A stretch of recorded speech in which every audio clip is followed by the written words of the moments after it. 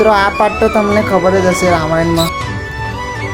તો મિત્રો આજે તમને બતાવીશ અમારા ગામમાં એક મંદિર આવેલું છે શ્રી ભીમનાથ મહાદેવ. તો એ આવી રીતનું દેખાય છે, જોઈ લેજો. આ ભીમનાથ મહાદેવ છે. તો અંદર જઈને તમને બતાવું છું અને મહાદેવના દર્શન કરાવીશ. તો બ્લોગમાં બની રહેજો.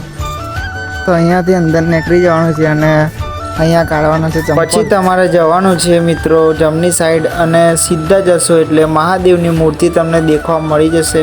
થોડા આગળ જઈશું એટલે આપણને થશે મહાદેવના દર્શન. કોમેન્ટમાં લખી દેજો હર હર મહાદેવ. પછી આપણે ચડ્યા પગથિયા અને બીજા મંદિર પર જઈએ છીએ. આવે છે બજરંગબલી, જય શ્રી રામ. પછી વગાડે આપણે બેલ. તો મિત્રો આવી ગયા છે અંદર. હર હર મહાદેવ. પછી આયા સ્વામીજી, પછી આયા રાધે કૃષ્ણ. બધાના દર્શન કરીને આપણે પછી છેલ્લે આમનું નામ કોમેન્ટ કરજો તમે મિત્રો.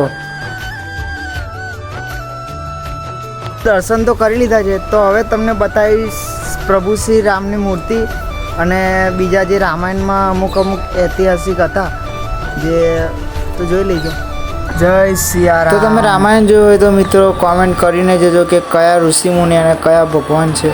એના છે સબરી માતા. તો મિત્રો તમે બી આવો એકવાર આ જગ્યાએ.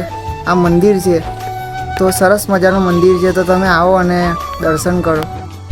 તો મિત્રો આ પાર્ટ તો તમને ખબર જ હશે રામાયણમાં શું થયેલું, બરાબર.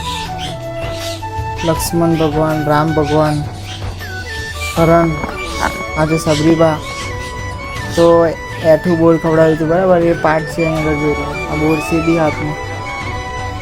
તો અહીંયા નાના છોકરાઓને રમવાની જગ્યા પણ છે મિત્રો, જોઈ લો. તમે આવો એકવાર. તો મિત્રો આપણો બ્લોગ ગમ્યો હોય તો લાઈક એન્ડ શેર અને સબસ્ક્રાઈબ કરીને જજો.